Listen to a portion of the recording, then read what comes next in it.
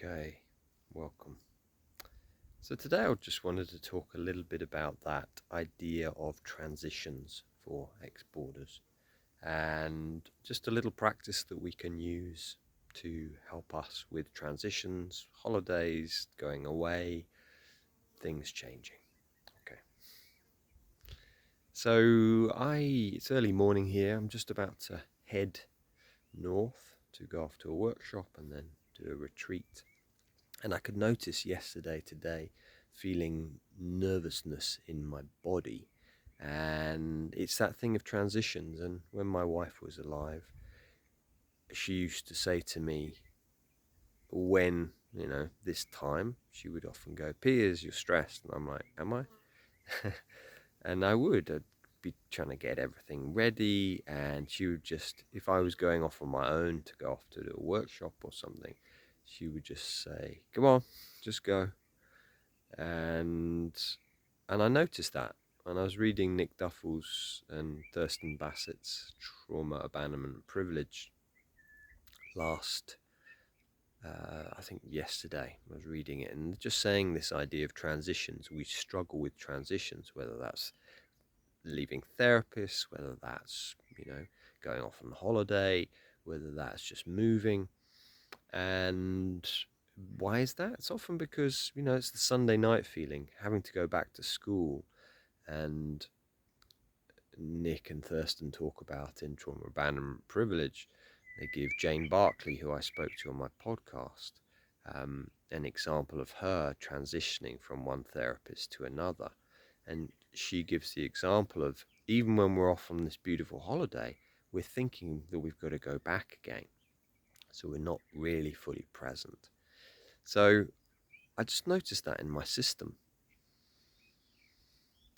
What do I do? One is somatically just feel, I feel some fear. It's in my belly.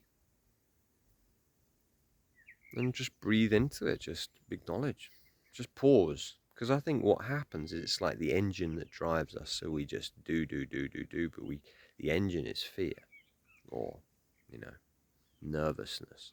And if we can just pause and breathe, I've just done 5 minutes here in the garden, just breathing, barefoot on the earth. And yeah, if we can just pause. And the second thing, which I was just thinking, is I'm excited.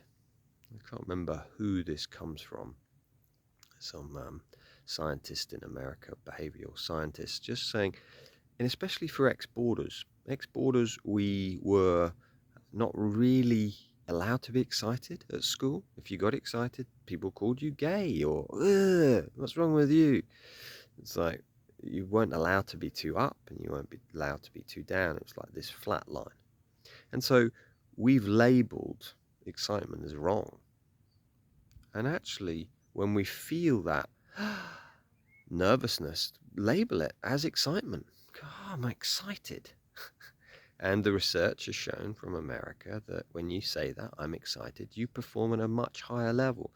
Because instead of going from high arousal, negative, which is the anxiety, down to be calm, just calm down. Just say, I'm excited. So you just stay in that high arousal state, but just, this is what excitement feels like. So I'm excited. I'm going off in a few hours and going to meet some amazing people, see friends. So I'm excited. So have a wonderful week. I will be away this week. So this is my video. I'm currently on retreat as you watch this. So blessings to you, and thank you so much for your support. I really appreciate you. And yeah, if you have any questions, any reflections, just let me know. Thank you.